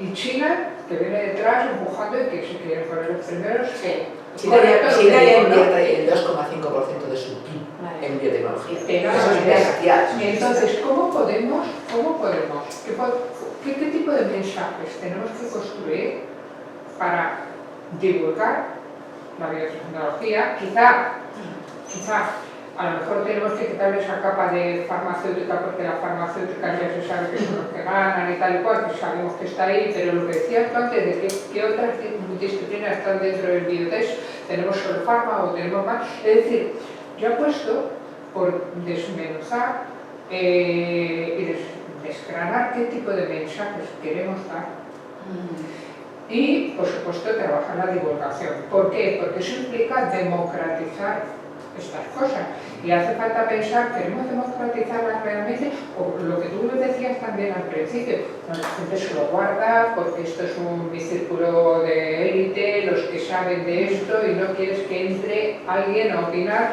como mucho. Vamos a darle divulgación un espacio en la 2 de 30 minutos en la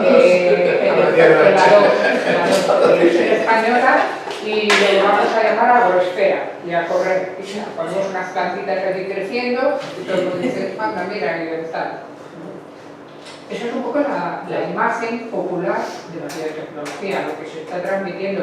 Pequeñas píldoras que son agradables, visuales, pero que la sociedad en general y la española en concreto no es consciente, creo que no es consciente del tremendísimo papel que tiene la biotecnología hasta que nos salta el COVID o salta cualquier cosa gorda y dices, bueno, ellos están ahí, que innoven, que hagan lo que tengan que hacer, que lo que tú decías, innovación, que yo sigo mi vida y cuando tenga algo que decirme la biotecnología, que me lo diga. Tengo una vacuna, tengo... Quería intervenir, José Manuel. ¿Qué es lo que quiero? Yo tengo Que que estén en carencias, porque no que tengo, me cuenten. me están empezando a surgir dudas un poco incluso de cultura dentro de la propia por un dato que he estado, pero voy detrás de si me deja. Claro.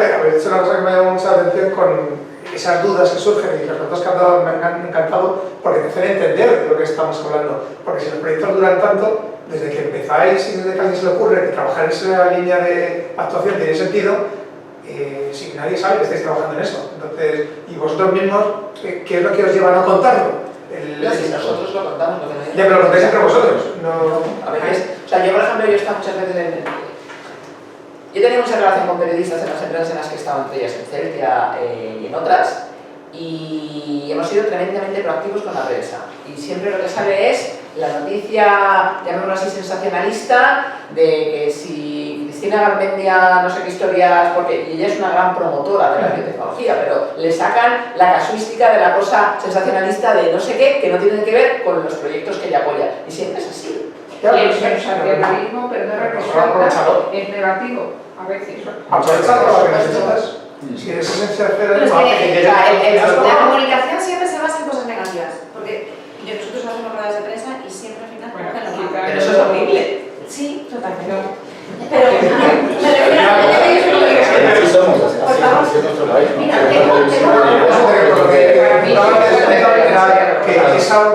creo que a través de la biotecnología, por desconocimiento, la gente le invierte porque dice, ostras, me invento 50 años, desde que empiezan hasta que, claro, necesitan pasta para durante todo ese tiempo a trabajar. Me estoy inventando las cifras, ¿vale? Entonces, ostras, eso no lo voy a ver yo ni a lo mejor mis hijos, pues ahí lo invierto, ¿no? Pero es que esa incertidumbre que hablábamos de la inversión, hasta de las startups, ¿cuánta pasta se ha tirado al cubo de la basura? Se ha tirado al cubo de la basura invirtiendo en 4 chavales que estaban con una idea que se habían generado en un bar tomando unas copas un día y de repente ha llegado un tío y le ha soltado $100 millones para montar algo que era una gilipollas como un piano y luego se ha demostrado que no valía para nada y todo el dinero que ha metido se ha ido como la basura. ¿Cuánto dinero hemos tirado a la basura en inversión en startups? Y la gente lo ha hecho. Y dice, ostras, ¿y por qué no se tiene eso invertido en biotecnología, que además sí que tenía un futuro? Creo que invertir a lo loco, que es un poco a lo que iba, y esas burbujas que se han hecho a lo largo de la historia en un montón de cosas, podríais aprovecharlas desde el punto de vista, o podríamos aprovecharlas desde el punto de vista de la biotecnología, pero tenemos argumentos súper buenos, como he dicho, si esto no depende de lo que pasa en el mundo y esto es mucho más estable, y lo único que hay un factor de riesgo de que, pues como la anécdota de Edison, ¿no? ¿Ha tardado usted 1000 bombillas en conseguir la buena? Ya hay las 999 que sé que no funcionan, pues eso también ayuda. Pues el camino seguro que se ha aprendido un mogollón de cosas.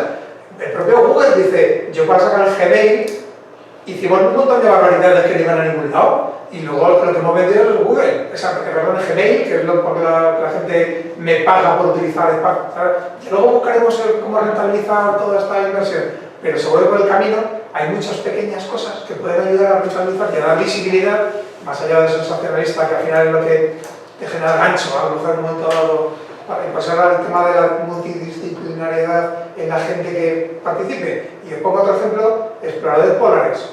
La gente que consiguió conquistar el polo, solo lo consiguieron un equipo de 8 tíos, porque estaban cada uno que aportaba una cosa al equipo que hizo llegar en 53 días al Polo Norte. ¿Por qué lo consiguieron? Porque después de muchas expediciones la Royal Navy mandaba barcos enteros y morían todos. Ostras, esto no vale. La pregunta sería, es decir, ¿cómo se consigue que la prensa tenga interés en divulgar la biotecnología? Os pregunto. Porque hay muchas personas de muchas publicaciones distintas. Yo creo que divulgando proyectos de éxito. Es decir, hay proyectos de éxito. O sea, por ejemplo, hemos hablado antes de la penicilina, del tema antibiótico, un poco muy lejanamente, pero ahora cosas modernas, muy actuales, que habrán tenido éxito y habrán sido buenos para la humanidad. Poniendo esos ejemplos, claramente, yo creo que eso llama la atención a que las personas funciona toda la vida de comunicación tomen que interés. esto en la agencia de publicidad es llevar tu líder de opinión. Es decir, que alguien apadrine eso. Pero un líder de opinión, ¿en qué sentido? ¿A quién te llevarías tú para apadrinar eso? Yo creo que como idea, si soltamos, sería muy arriesgado, porque habría que estudiar, analizar el personaje público. Pero un personaje público, tú imagínate a Nadal. Ya. ¿Vale? Es decir, alguien que de verdad, alguien que enganche con la alguien gente. que tenga un perfil público que esté asociado a los valores que se quieren transmitir con la biotecnología y que sea embajador. Y luego yo buscaría un perfil transversal, es decir, que pudiera tener muchos seguidores a lo largo del mundo, independientemente del país. ¿Por qué? Porque, por ejemplo, perdonadme, pero es que el fútbol nos gustará o no nos guste, pero es que la gente a Ronaldo le conoce desde Brasil hasta Japón. Entonces, si ese señor apadrina algo, pues tienes una alta probabilidad de que eso sea difundido. Perdona, gracias. Mira, no, es que estaba pensando en una cosa. Voy a hacer una pregunta desde el desconocimiento y luego os diré por qué hago esa pregunta. Aquí en Madrid, a ver, al final, Madrid es la capital del país y tal. ¿Ha habido alguna iniciativa, a lo mejor estoy hablando hace 20 años, de desarrollo de Madrid como polo biotecnológico? Y explico a dónde voy. Cuando yo decía... No, pero yo no polo. Vale, ahí es donde voy. Mira, cuando yo comentaba lo que comentaba Daniel Oliver del perfil, es que claro, nos olvidamos, a ver, Cataluña ha tenido históricamente la industria farmacéutica y química del país. Claro, hay una base social, que era yo antes un poco a lo que quería llegar. Yo estuve en el ayuntamiento de asesora entre el año 2003 y 2007 de Valencia, y para nosotros es una referencia, y yo me acuerdo que nosotros hicimos un esfuerzo para potenciar una serie de aspectos de innovación que incluían biotecnología. Teníamos otro asesor de innovación, que era un tío brillante, que había puesto en marcha la red de institutos tecnológicos italianos, y el chico dijo, oye, vamos a potenciar, vamos a aprovechar todo lo que es nuestra red de universidades de ciencias de la salud. De hecho, bueno, la Universidad de Valencia fue la única universidad de España, de las antiguas, que no la fundó ni la Iglesia ni la realeza, lo hizo la burguesía, y la primera facultad era precisamente medicina, no era teología. Es decir, hay una historia, voy a ponerlo así, una trayectoria. Entonces, claro, a mí lo que le voy dando un poco vueltas es cuando decís cómo se puede... por cierto, no salió en el momento que cambiaron los líderes políticos, el tema se nos cayó. Entonces, ¿qué pasa? Yo sí que creo que hay otros sitios, aunque no haya sido a lo mejor un discurso preeminente en Madrid o el público general, yo creo que esas bases sí que existen. A lo mejor, vale, desafío, a lo mejor tenemos que ir un paso más allá de la regionalización para todo el tema de estos, porque, por ejemplo, otro tema que a veces a nosotros nos ha pasado es que como estamos en Palma de Mallorca y ahora desafía lo bestia, es que a veces parece que de provincia no puede venir nada brillante.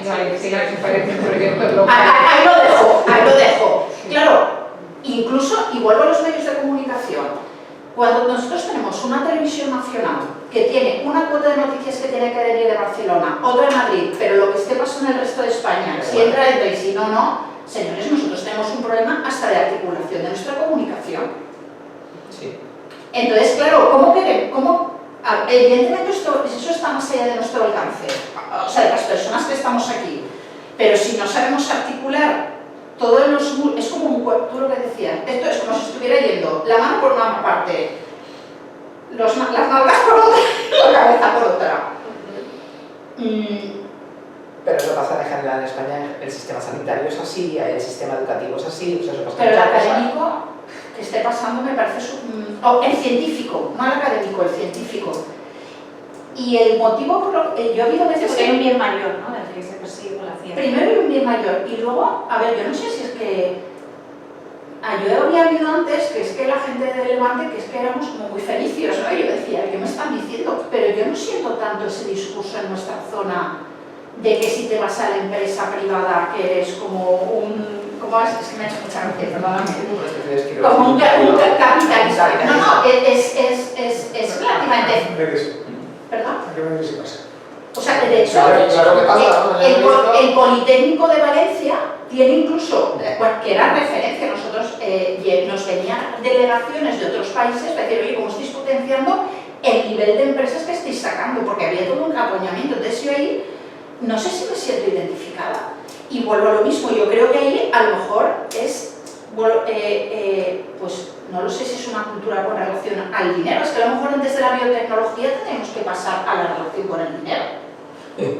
Perdón, me parece no, mira, oye, que voy a ser la persona más feliz del mundo, pero es que a mi alrededor lo veo con cierta frecuencia, entonces no lo sé.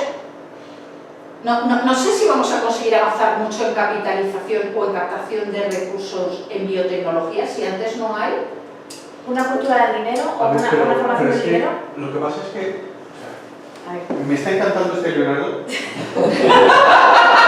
porque es de los que todo el mundo quiere hablar y todo el mundo está queriendo decir algo. Hay otros que no, que son muy organizados, el verano no tiene que currar para nada, sino que todo el mundo se organiza. No, aquí Elena está teniendo un curro increíble, ¿no? Para poder moderarlo. ¿Qué está pasando? O sea, Sánchez Dragó decía algo que a mí me encanta.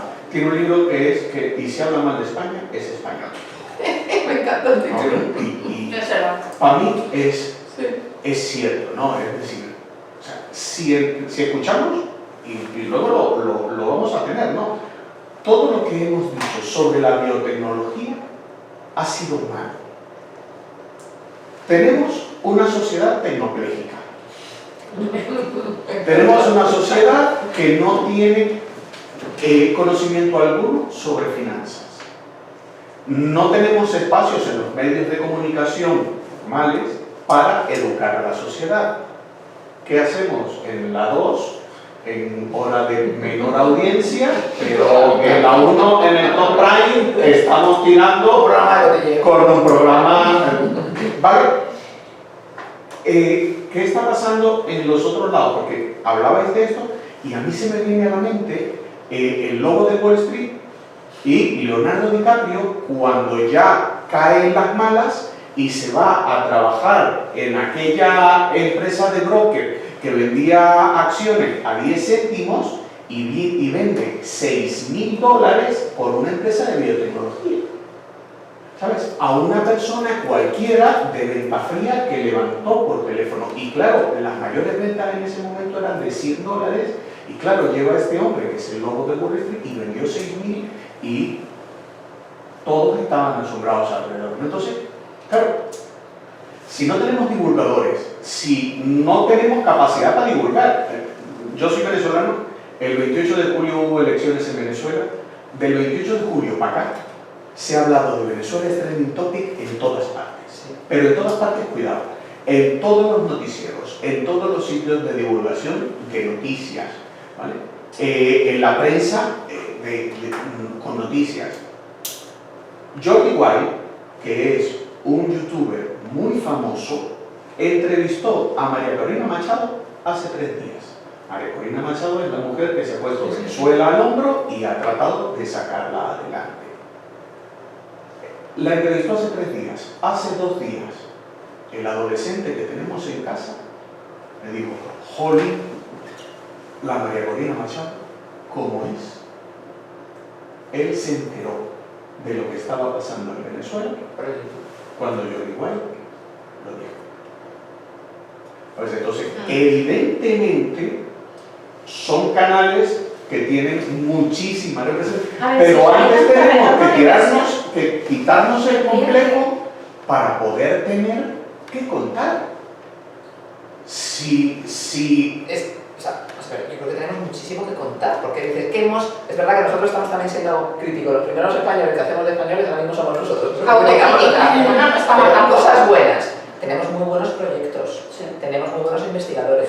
Tenemos investigadores que con unos medios irrisorios que dices, madre de Dios, ¿cómo pueden hacer todo lo que hacen con unos medios? Porque dicen, no, los americanos tienen unos medios de la de Dios, y en cambio con unos medios absolutamente ridículos hacen unas cosas.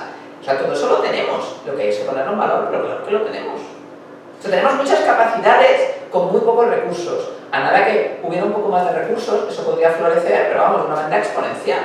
Y simplemente no queremos que solo sea sensacionalismo, malas o buenas noticias, o solo éxito, o solo Chernobyl, o solo vacas locas, o lo bueno del COVID o del ADN. Entonces, vamos a imaginar que tenemos esos recursos y florecemos, y entonces nos encontramos un poco con esa capa del equilibrio entre el hacer saber y el saber hacer, que antes decía que yo creo que se necesita ese equilibrio, ese punto, y posiblemente lo que hay que, más allá de que la política eso no lo vamos a poder arreglar así en el corto, pero puede haber presión para que los políticos vayan en un sentido. Pero eso no va a ir en cuanto hagamos bien la comunicación, viene detrás. Aunque yo lo haga, yo antes de llegar a ese punto, me gustaría que la mesa Biotech, ¿vale? Aquí, donde estamos viendo opciones de cómo divulgar o de cómo mejorar la marca Biotech España, ¿vale? Empezar a pensar en qué tipo de mensajes quiero trasladar, qué mensaje, cuál es.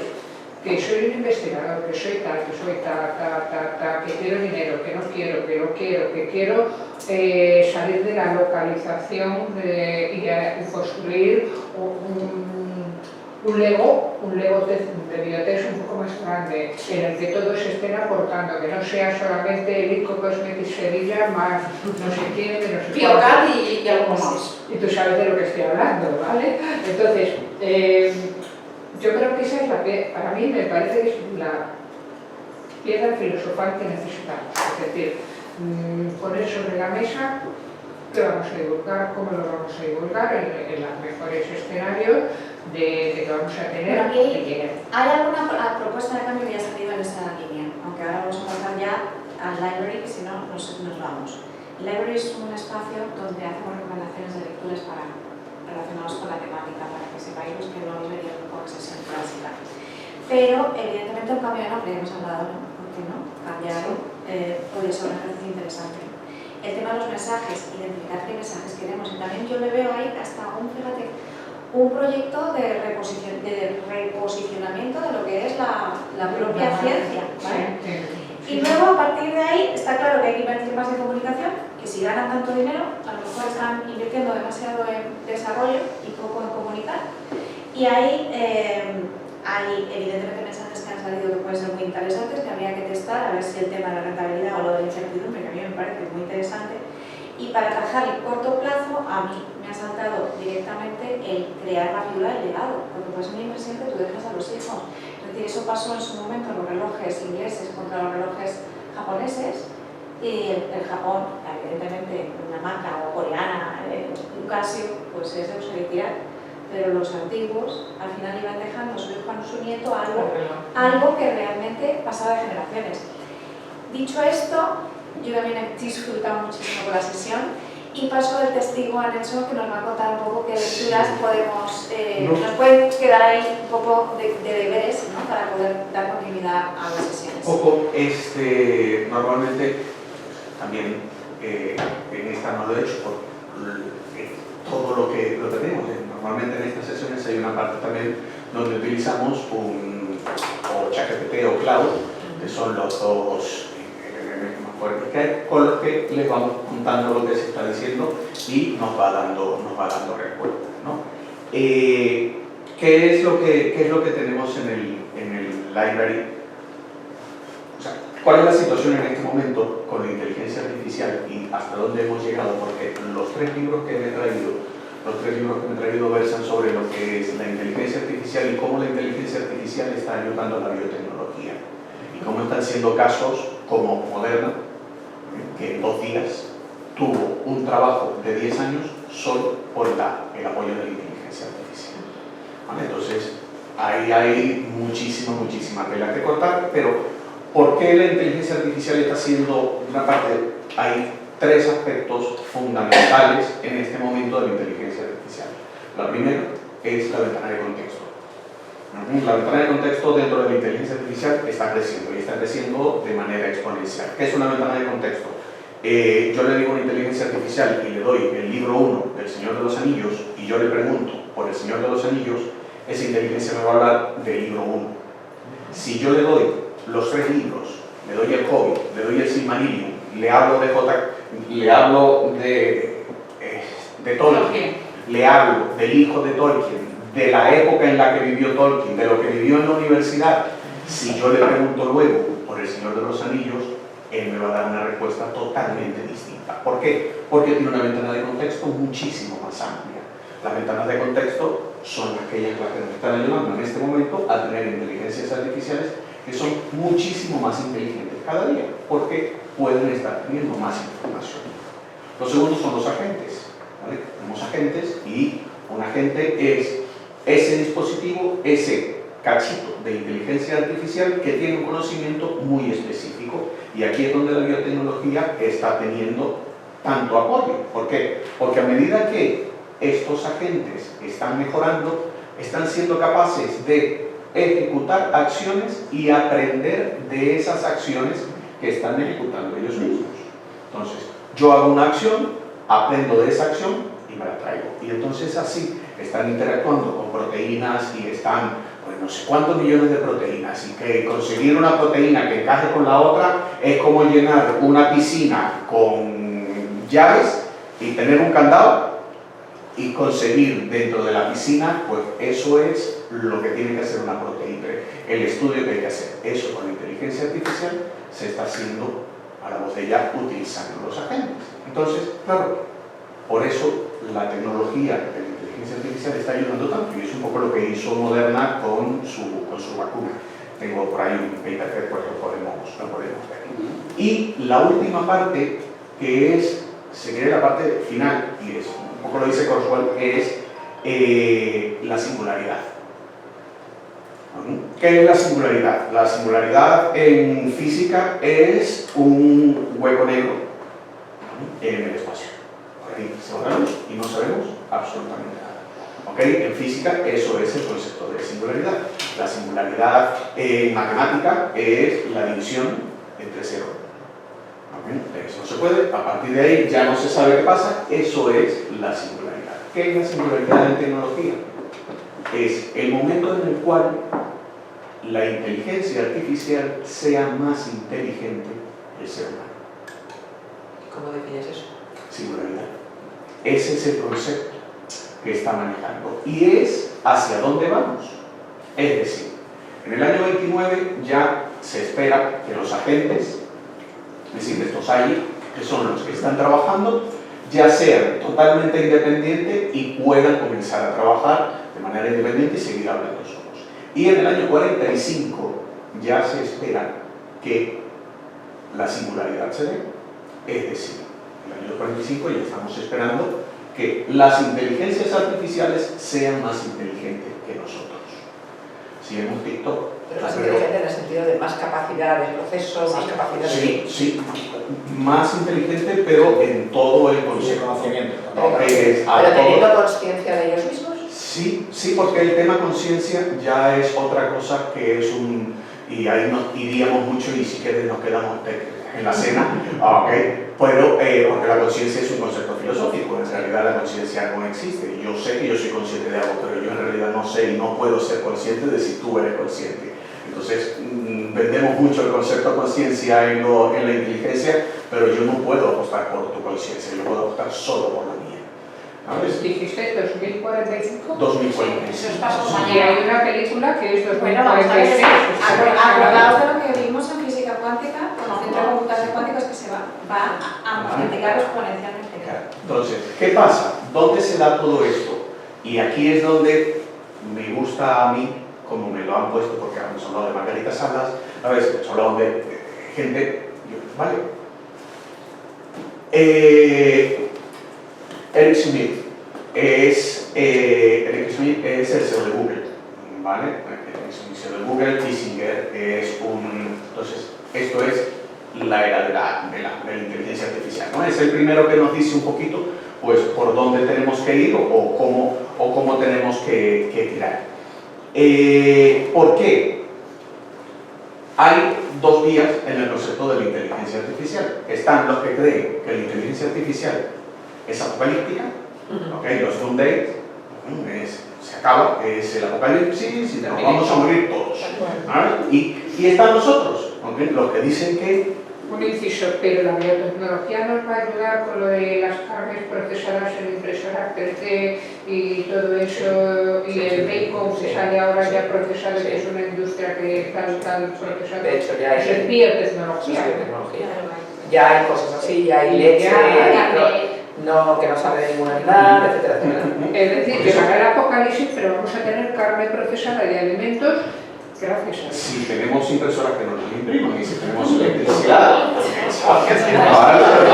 ¿qué es lo que está pasando? Por eso es que... Habrá que traer a los... A ver, pero vamos a ver, es que están los apocalípticos y los que somos positivos, que pensamos que es todo lo contrario.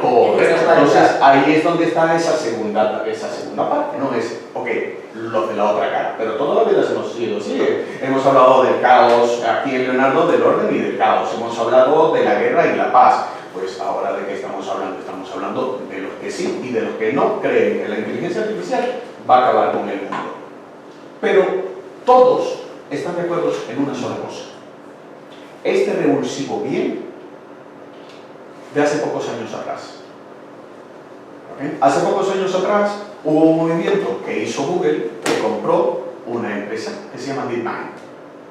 DeepMind hizo un software de inteligencia artificial, que fue un software que por primera vez venció a otro software muy famoso jugando ajedrez. Y aquí es donde yo tiro para acá. ¿Por qué? Porque nosotros visitamos en la Escuela de Ingenieros de Camino, en la Politécnica, al señor Torres Quevedo, que fue el español que creó el primer ajedrez mecánico, que dio base a todas esas herramientas de ajedrez que se han venido desarrollando a posteriori y que fue ese revulsivo. ¿Y por qué el ajedrez fue un revulsivo? Porque DeepMind, el software de ellos, es el que aprende a jugar a ajedrez y en 4 horas se convierte en el mejor jugador de ajedrez del mundo, por encima de todas las personas. Y no solo de ajedrez, también de Go. Si ajedrez es difícil, Go, que es muchísimo más difícil todavía. ¿Vale? ¿Qué es lo que sucede? Allí en ese momento, estos señores se dieron cuenta y dijeron que esta empresa hay que comprarla. Y Google la compra. ¿Por qué? Porque evidentemente ese es el tipo de inteligencia que hay que utilizar para hacer esos trabajos de estos agentes que son los que están buscando qué proteína casa con qué proteína, qué aminoácido casa con qué aminoácido, y por ahí no me puedo meter mucho porque hasta ahí lo llegan, ¿no? Entonces, por eso este es el primero, ¿no? Porque es el que nos dice un poco por dónde tirar. Tobior es otro de los cuales es el precipicio, es decir, hablamos de riesgos. Si la biotecnología es un riesgo y separamos bio de tecnología, si ya la tecnología es un riesgo y gran parte de mi nombre, porque bio son 3 letras, tecnología son muchísimas más, si ya gran parte de mi nombre trae como herencia un riesgo, jolín, o sea, es que el asociado que me estoy buscando es bastante chulo, ¿vale? Entonces, ¿qué es lo que sucede? Por eso os recomiendo el precipicio de Tobior para entender cuáles son los riesgos reales y si hay tanto riesgo como creemos. El libro habla de los riesgos de la biotecnología. ¿De qué riesgos? Los riesgos tecnológicos. Riesgos tecnológicos. Todo lo que son los riesgos tecnológicos. Y finalmente, de la singularidad, que es ese punto, ¿no? De singularidad. Vamos a ver, todo esto se Sí. graba precisamente para luego hacer un artículo con los outsides que nosotros llamamos propuestos de cambio, que están más o menos al mes y medio de haber hecho la sesión, y también se publican los libros, para que tengáis las referencias a tres. Entonces, de Singularity Singular es genial porque es la segunda edición y salió hace 4 meses, hace 3 meses. Está bueno. Pero esto es una segunda edición. Ray Kurzweil es uno de los primeros de la inteligencia artificial. Es decir, hablabas tú, creo que era del año 53, que decías, ¿no? Con lo de los antibióticos era el 53. El 53 es cuando se ve la estructura del ADN. La estructura del ADN, ¿no? Fue en el 39 lo de los antibióticos. La estructura de los antibióticos, sí. Correcto. ¿Qué sucede? En el 56 es cuando nace el concepto de inteligencia artificial. Incluso nace primero que la televisión española. Porque nace en marzo y la televisión española emite en octubre ese mismo año por primera vez. ¿Vale? Entonces, que hay gente que dice, no, que esto es nuevo de la inteligencia artificial. Uy, esto tira de años para atrás. No sabía, y gracias, que tenía menos años que otros antibióticos, ¿no? Entonces, ¿pero qué pasa? Este señor estuvo muy cerca de la gente que estuvo en esa conferencia. Es una de las personas, de las almas más maduras del concepto de inteligencia artificial. Y es uno de los futurólogos más importantes que tiene el planeta. Bueno, entonces, es una persona que con respecto a todos los estudios tecnológicos y este libro, para entender el a dónde vamos, porque este fue el que dijo, Internet en el 2000 lo petará. Este es, si se quiere, el de los supersónicos, los Jettronics, era una serie de dibujos animados que bueno, es un poco la... ¿Y él es catastrofista o no? No, mira, cuando nos mezclemos con la inteligencia artificial. ¿Ok? Pero ¿qué pasa? Cuando nos mezclemos con la inteligencia artificial, él tiene un gran amigo que es Elon Musk, que Elon Musk dice, porque ellos están en el mismo bando, dicen, sí, pero nos vamos a mezclar y nos vamos a convertir en un gato... en la mascota de la televisión. Exacto. Sí. Entonces, en un gato doméstico. ¿Vale? Entonces, que eso tampoco es nada nuevo, eso creo que fue en el, Pues fue te en vas el a 36. a ver, te vas a Julio Verne o te vas a Isaac Asimov, es decir, al final el mismo Black Mirror, que es una serie que en realidad lo que está haciendo es proyectar las posibilidades que pueden ser. Entonces, a lo que iba es, tirando un poco para donde estamos, pienso que un español fue, o así quiero creerlo yo, fue parte de ese revulsivo, porque fue el que dio el pistoletazo de inicio a ese mundo del ajedrez, que es esa la tecnología que ha logrado que lleguemos hasta donde estamos en este momento. Y es por ello que son estos los 3 libros con los que estamos como aquí puedo ver. Totalmente. Bueno, que es interesantísimo. Como os decía, esto no se queda aquí. El punto y seguido es que nosotros lo que hacemos es sometemos análisis todo lo que hemos grabado. Por eso las personas que habéis venido por primera vez, me tenéis que firmar un consentimiento. Y evidentemente todo esto se analiza y se pone de forma que al final soltemos esa semilla de oro a través de las redes sociales, de lo que ha salido aquí, por si tenemos a ese Bill Gates que en un momento dado, bueno, pues esa semilla la hace crecer, ¿no? Nunca se sabe. Y nos volvemos a ver el 6 de noviembre. Ahí hablaremos, también va a ser un tema muy interesante porque vamos a hablar de, un poco vamos a afrontar qué preferimos. ¿Preferimos lo auténtico o preferimos lo maquillado? Porque en realidad siempre estamos demandando en este momento de que no hay líderes y que queremos líderes auténticos o cosas auténticas, pero luego en realidad las queremos, las elegimos, bueno, pues por ahí va a ir. Así que... Una pregunta, porque has hecho énfasis 2 veces en que es una sesión clásica. ¿Es que hay sesiones que no son clásicas? Sí, nosotros tenemos sesiones clásicas donde hacemos este tipo de debates, nosotros lo llamamos método experto polímata, que es un poco esta metodología que viene de los focus en realidad.